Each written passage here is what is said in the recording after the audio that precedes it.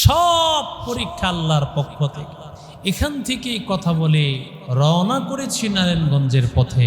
সিএনজিতে উঠে ফরাজিকান্দা ব্রিজ এর ওপারে যেতে হয় অটো দিয়ে। অটো যখন ডাকতেছে আমি সেখানে দাঁড়াইলাম। প্রথমে চিন্তা হলো যে সামনে বসবো, সামনের দুইটা সিট ফাঁকা, মাঝে মধ্যেই সামনের সিটে বসা হয়। আবার পরক্ষণেই হঠাৎ চিন্তা আসলো, না আজকে পিছনে বসবে। আমি পিছনে বসলাম, দুইটা লোক দূরে দাঁড়িয়ে আছে টোল বক্সের এখানে। ড্রাইভার সাহেব ডাক দিল যে ভাই আসেন, আপনাদের দুইজনকে নিয়ে আমি চলে যাব। মোট 5 জন যাত্রী, একজন ব্যক্তি ডানে, একজন ব্যক্তি বামে, 2 জন ব্যক্তি বসে পড়লেন। যখন গাড়ি রওনা করেছে মাঝামাঝি পথ, মাঝামাঝি জায়গায় যখন পৌঁছাইছে, ঠিক সেই মুহূর্তে বিপরীত দিক থেকে একটা অটো আসতেছিল। বিপরীত দিক থেকে এই অটোটা যখন আসতেছিল, তো ড্রাইভার যিনি ছিলেন আমাদের, উনি হঠাৎ করে তার দিক হারায় ফেলে তার সাথে মাঝামাঝি অবস্থানে গিয়ে একেবারে অটোটা উল্টায় গেছে। যেই ব্যক্তিটা সামনের সিটে বাম সাইডে বসা ছিল, যেই সিটটাতে আমার বসার কথা, ঠিক সেই সিটটার বাম পাশে যেহেতু কোনো সাপোর্ট ছিল না, সাথে সাথে সে পড়ে গেছে। পড়ে গিয়ে তার উপর অটোর ভার আর 4-5টা মানুষের ভার। ঠিক ওই মুহূর্তে আমিও তাকায় দেখি আমার এখানে চোখ দিয়ে রক্ত ঝরতেছে, হাত দিয়ে রক্ত ঝরতেছে। কি যেন এখানে ঝুলে আছে, কিছুই তো দেখার উপায় নেই। এদিক দিয়ে এক মানুষ মরে যাচ্ছে দেখতেছে, আমারও তো অবস্থা খারাপ। আমি তাকে উঠাবো কিভাবে, আমি বাঁচবো কিনা সেটাও তো জানতেছি না। অনেক সময় হালকা মাথায় আঘাত পেয়ে ছোট্ট একটা ছিদ্র হয়, মানুষ মারা যায়। আমি এখানে কাপড় ধরে রাখলাম। একটা ভ্যান গাড়ি, তাকে খুব বুঝায় আমরা 2টা ব্যক্তি উঠলাম, ড্রাইভারও উঠল। 2 জন অসুস্থ ব্যক্তি, অ্যাক্সিডেন্ট করা ব্যক্তি রওনা করেছি নারায়ণগঞ্জ ভিক্টোরিয়া হসপিটালের পথে। 10 থেকে 15 মিনিট সময় লেগেছে আসতে হসপিটালে ঢোকার আগে আল্লাহর যেই বান্দা অটোর নিচে ছিল, সেই লোকটার নিঃশ্বাস হসপিটালে ঢোকার আগেই চলে গেল। চোখের সামনে একটা মানুষের শেষ আকুতি ছিল মা, মানুষের শেষ মুহূর্তের ভালোবাসার শব্দ ছিল আম্মা। তাকে জিজ্ঞাসা করতেছিল, কারণ নাম্বার আছে তো মোবাইল সে ধরবে কোথায়, তার তো জীবন শেষ হয়ে যাচ্ছে, পাজরের হাড় চুরমার হয়ে গেছে অটোর ভারে। লোকটা বারবার বলতেছিল আম্মা, বারবার বলতেছিল আম্মা। হায়াতের মালিক একমাত্র, জোরে বলেন কে?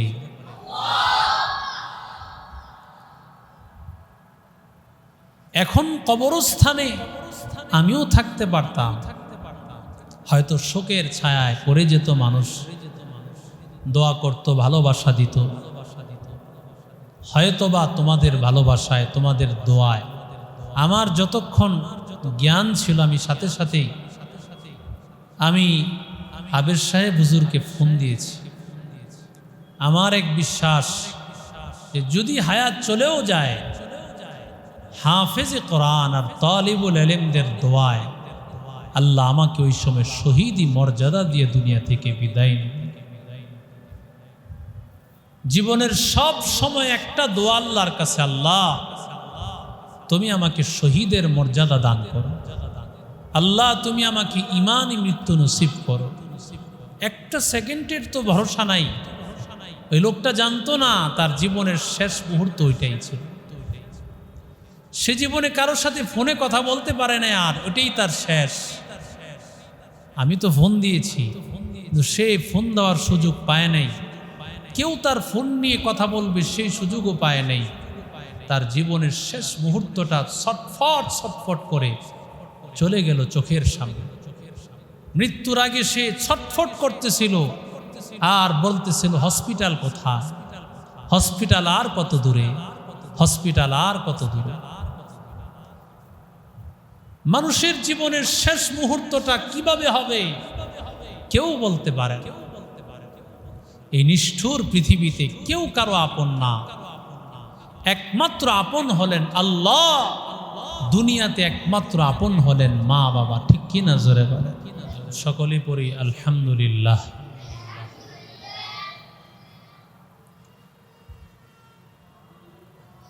আল্লাহ বলেন, ওয়ালানাবলুওয়ান্নাকুম বিশাইইম মিনাল খাউফি ওয়াল জু'। আমি আল্লাহ তাআলা কাউকে ভয় দিয়ে পরীক্ষা করি, আতঙ্ক দিয়ে, ভয় দিয়ে। ওয়াল জু', কাউকে ক্ষুধা দিয়ে পরীক্ষা করি। অনাহার, খেতে পারে না, এক মুঠো খাবারের জন্য অনেক পেরেশান। এটা হলো খাবারের পরীক্ষা, ক্ষুধার পরীক্ষা।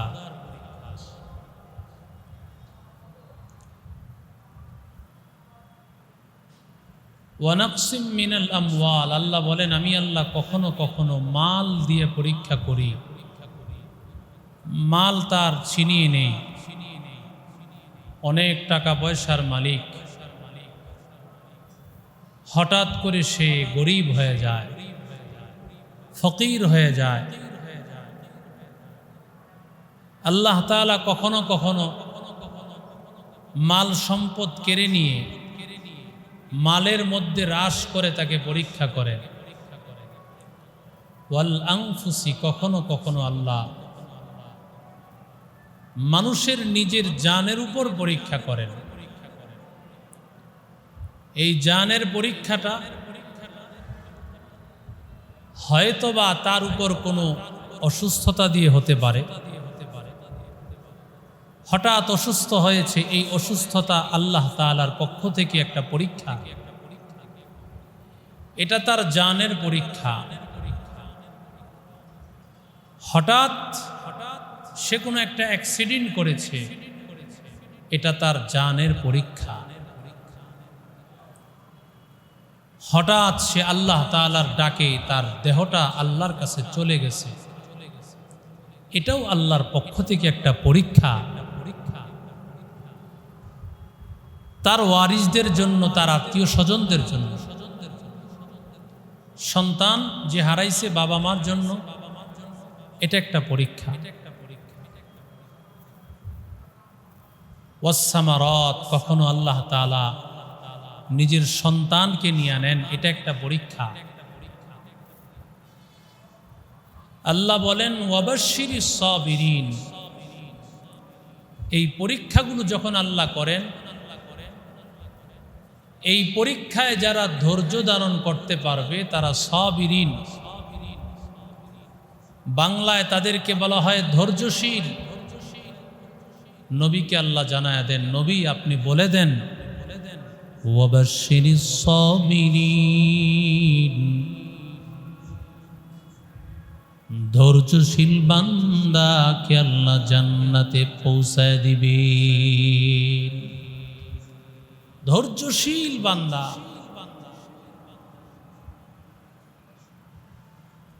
রসুলের সাহাবী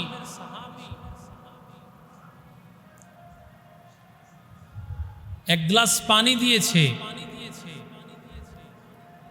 স্ত্রীর কাছে গ্লাস পানি নিয়ে পানির অর্ডার যখন দিছে, স্বামী বেচারা ঘুমায় গেছিল।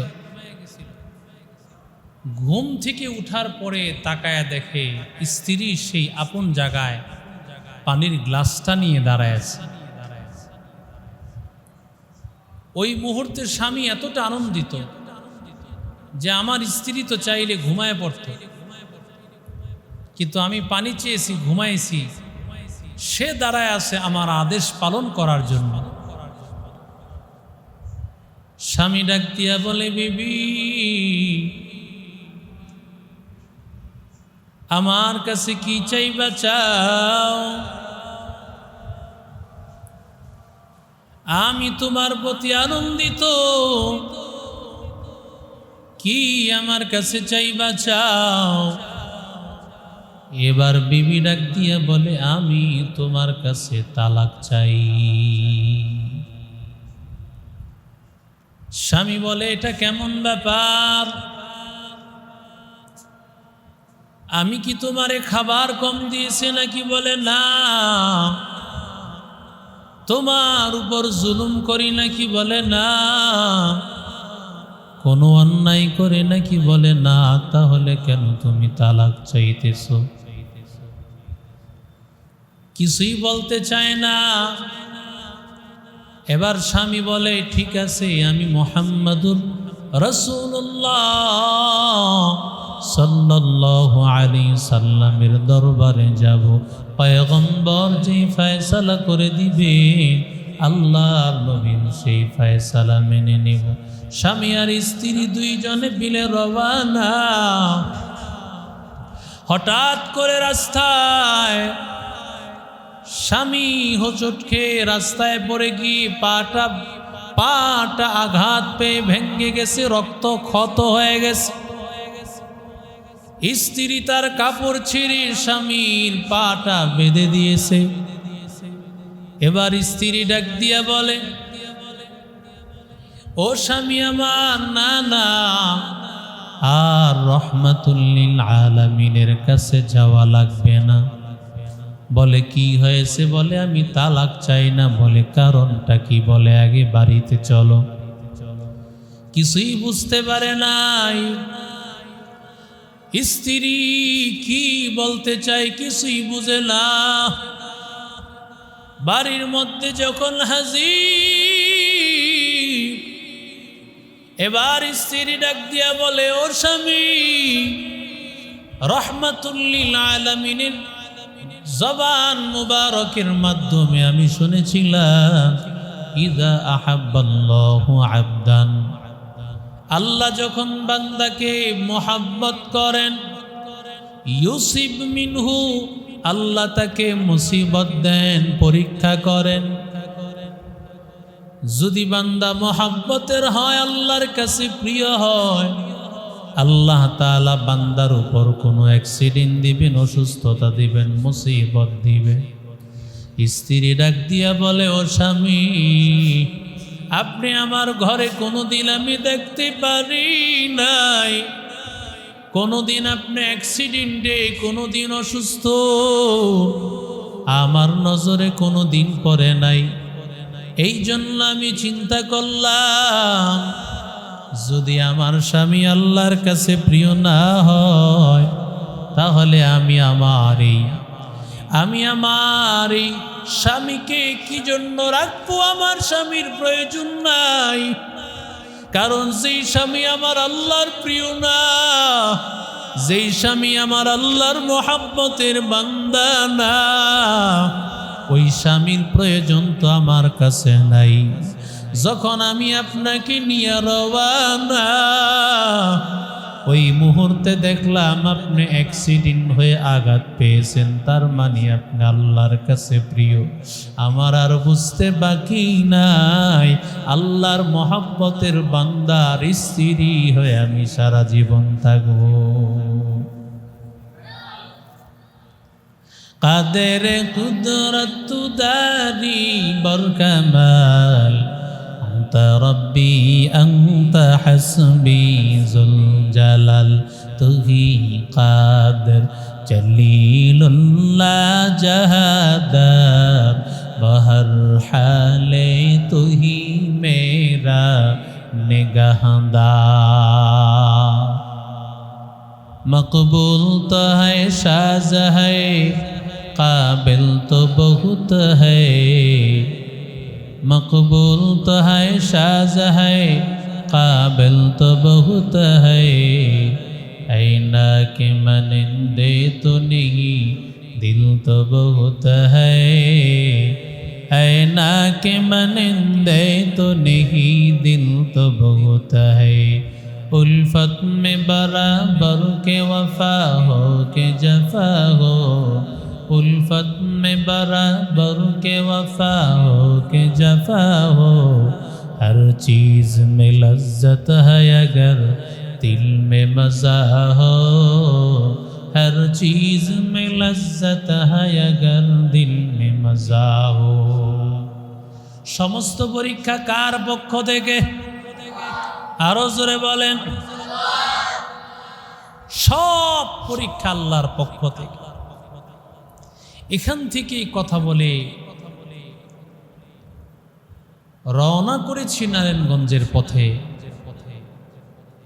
সিএনজিতে উঠে ফরাজিকান্দা ব্রিজ এর ওপারে যেতে হয় অটো দিয়ে। অটো যখন ডাকতেছে আমি সেখানে দাঁড়াইলাম। প্রথমে চিন্তা হলো যে সামনে বসবো, সামনের দুইটা সিট ফাঁকা, মাঝে মধ্যেই সামনের সিটে বসা হয়। আবার পরক্ষণেই হঠাৎ চিন্তা আসলো, না আজকে পিছনে বসবো। আমি পিছনে বসলাম, দুইটা লোক দূরে দাঁড়িয়ে আছে টোল বক্সের এখানে। ড্রাইভার সাহেব ডাক দিল যে ভাই আসেন, আপনাদের দুইজনকে নিয়ে আমি চলে যাব। মোট 5 জন যাত্রী, একজন ব্যক্তি ডানে একজন ব্যক্তি বামে, 2 জন ব্যক্তি বসে পড়লেন। যখন গাড়ি রওনা করেছে মাঝামাঝি পথ, মাঝামাঝি জায়গায় যখন পৌঁছাইছে, ঠিক সেই মুহূর্তে বিপরীত দিক থেকে একটা অটো আসতেছিল। বিপরীত দিক থেকে এই অটোটা যখন আসতেছিল, তো ড্রাইভার যিনি ছিলেন আমাদের, উনি হঠাৎ করে তার দিক হারায় ফেলে তার সাথে মাঝামাঝি অবস্থানে গিয়ে একেবারে অটোটা উল্টায় গেছে। যেই ব্যক্তিটা সামনের সিটে বাম সাইডে বসা ছিল, যেই সিটটাতে আমার বসার কথা, ঠিক সেই সিটটার বাম পাশে যেহেতু কোনো সাপোর্ট ছিল না, সাথে সাথে সে পড়ে গেছে। পড়ে গিয়ে তার উপর অটো, অটোর ভার আর 4-5টা মানুষের ভার। ঠিক ওই মুহূর্তে আমিও তাকায় দেখি আমার এখানে চোখ দিয়ে রক্ত ঝরতেছে, হাত দিয়ে রক্ত ঝরতেছে। কি যেন এখানে ঝুলে আছে, কিছুই তো দেখার উপায় নেই। এদিক দিয়ে এক মানুষ মরে যাচ্ছে দেখতেছে, আমারও তো অবস্থা খারাপ, আমি তাকে উঠাবো কিভাবে, আমি বাঁচবো কিনা সেটাও তো জানতেছি না। অনেক সময় হালকা মাথায় আঘাত পেয়ে ছোট্ট একটা ছিদ্র হয়, মানুষ মারা যায়। আমি এখানে কাপড় ধরে রাখলাম,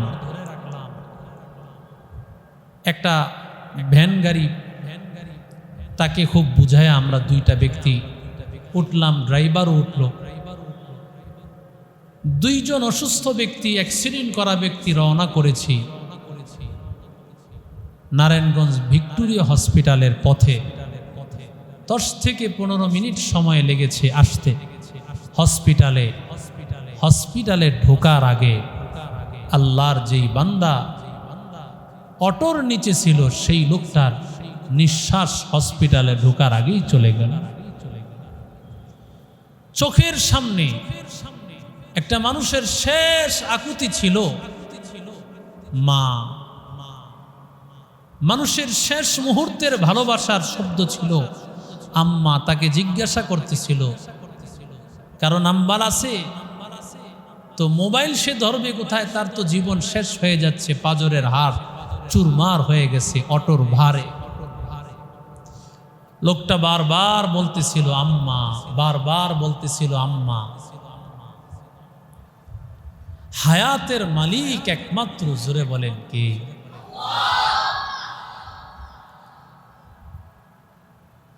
এখন কবরস্থানে আমিও থাকতে পারতাম, হয়তো শোকের ছায়ায় পড়ে যেত মানুষ, দোয়া করত, ভালোবাসা দিত, হয়তোবা তোমাদের ভালোবাসায়, তোমাদের দোয়ায় আমার যতক্ষণ জ্ঞান ছিল আমি সাথে সাথেই আমি আবের সাহেব হুজুরকে ফোন দিয়েছি।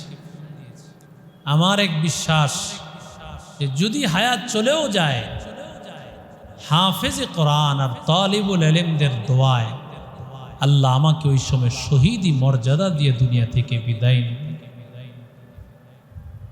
জীবনের সব সময় একটা দোয়া আল্লাহর কাছে, আল্লাহ তুমি আমাকে শহীদের মর্যাদা দান করো, আল্লাহ তুমি আমাকে ঈমানি মৃত্যু নসিব করো।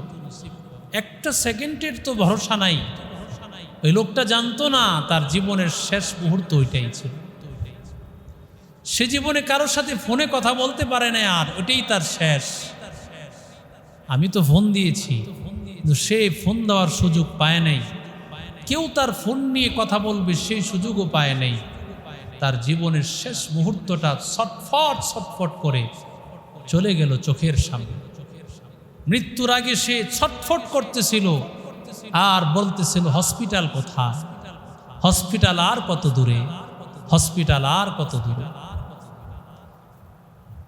মানুষের জীবনের শেষ মুহূর্তটা কিভাবে হবে কেউ বলতে পারে না। এই নিষ্ঠুর পৃথিবীতে কেউ কারো আপন না, একমাত্র আপন হলেন আল্লাহ।